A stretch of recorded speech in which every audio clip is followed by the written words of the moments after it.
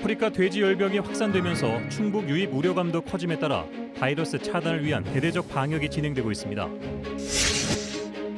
추락 방지용 그물이나 작업자를 지탱해줄 안전장치 없이 공사를 하던 근로자 2명이 추락사했습니다. 이번에도 안전 불감증 때문이었습니다. 청주 오창에 준공된 국내 최대 규모의 송전탑과 변전소가 주민들의 반대 없이 추진돼 새로운 갈등 해소 모델로 주목받고 있습니다.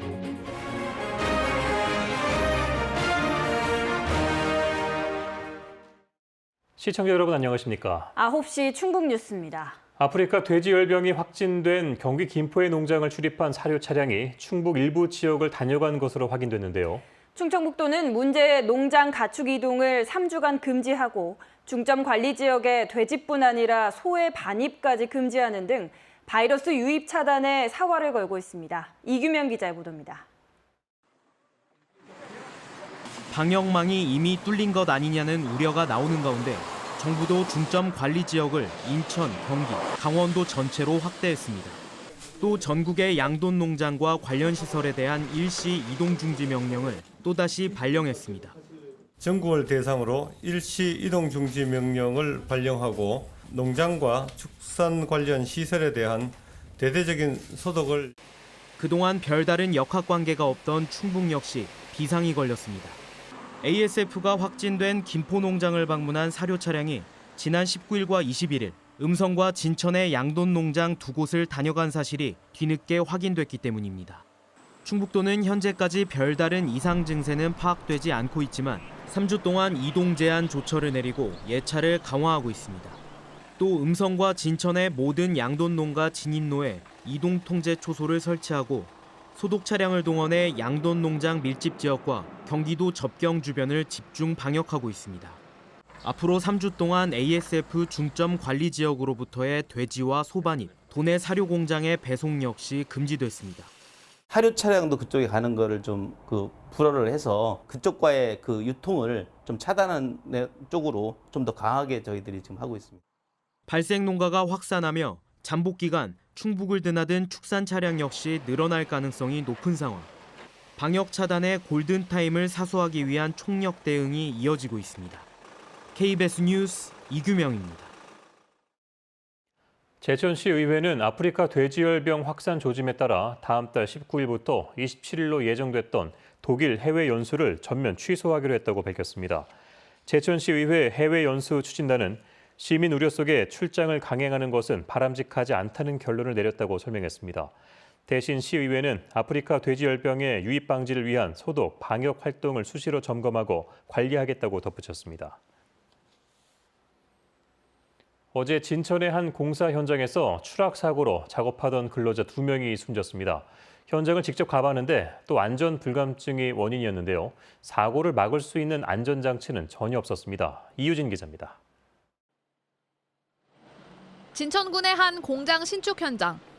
63살 장모 씨와 59살 강모 씨가 철골 구조물 위에서 용접 작업을 하다 5m 아래 바닥으로 떨어졌습니다. 장 씨 등 2명은 추락 직후 병원으로 옮겨졌지만 치료 도중 숨졌습니다. 안전모만 쓰고 작업을 하다 변을 당한 겁니다. 현장엔 철골 구조물 기둥만 있을 뿐 추락을 막을 수 있는 그물이나 작업자를 지탱해줄 안전장치는 전혀 없었습니다. 산업안전보건법에선 추락 위험이 있는 곳엔 위험 예방을 위해 필요한 조처를 해야 한다고 규정하고 있습니다. 이를 어겨 근로자를 숨지게 할 경우 7년 이하의 징역 또는 1억 원 이하의 벌금에 처해집니다. 고용노동부는 즉시 작업 중지 명령을 내리고 경찰과 함께 회사 관계자와 목격자 등을 불러 사고 경위를 조사하고 있습니다. 현장 내 추락재 예방을 위해서는 안전 방망, 안전대 부착 설비 등 추락 방지를 위한 안전시설 설치 의무를 지난 5월 청주지방법원은 안전모나 추락 방지 시설 없이 작업을 지시했다가 직원을 숨지게 한 건설 현장 관리자에게 징역형을 선고했습니다. 단속과 처벌은 강화되고 있지만 안전불감증은 여전해 최근 3년 사이 전국에서 하루 평균 40건이 넘는 추락 사고가 발생했고 올해 충북에서만 7명이 목숨을 잃었습니다. KBS 뉴스 이유진입니다. 송전탑과 변전소는 고전압으로 인한 인체 유해 논란이 불거지면서 혐오 시설로 취급받고 있는데요. 청주 오창에 국내 최대 규모의 송전탑과 변전소가 주민들의 반대 없이 추진돼 새로운 갈등 해소 모델을 제시하고 있습니다. 하명구 기자가 보도합니다.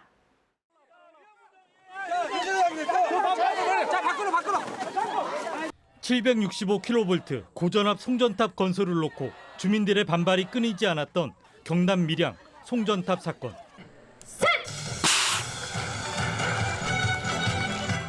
당시와 같은 고전압 송전탑에 국내 최대 규모의 변전 시설을 갖춘 신중부 변전소가 준공됐습니다. 앞으로 전기 소비가 늘어날 수 있는 지역에 대해서 안정적으로 공급할 수 있게 돼서 정말 기쁘게 생각합니다. 대규모 변전소 사업 기간이 통상 10년 이상인 반면 신중부 변전소는 사업 시작에서 준공까지 8년이 걸렸습니다.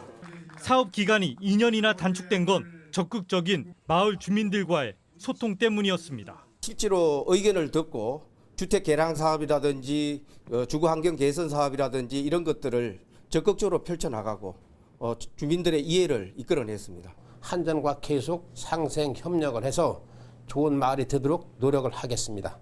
갈등 해소를 위해 쓰인 주민 지원 사업비는 90억 원. 하지만 이번 변전소 준공으로 기대되는 전력 손실 비용 절감 규모는 매년 400억 원입니다.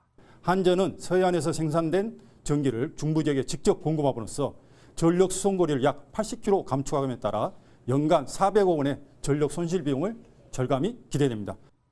특히 신중부 변전소 준공으로 SK 하이닉스와 LG 화학 등의 대규모 투자 유치로 부족한 중부권의 전력 수요를 안정적으로 공급할 수 있게 됐습니다. KBS 뉴스 하명구입니다.